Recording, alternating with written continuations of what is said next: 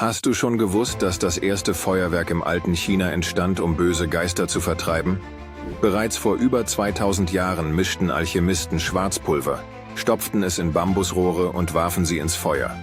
Die lauten Knalle und bunten Funken galten als wirksames Mittel, um finstere Mächte fernzuhalten.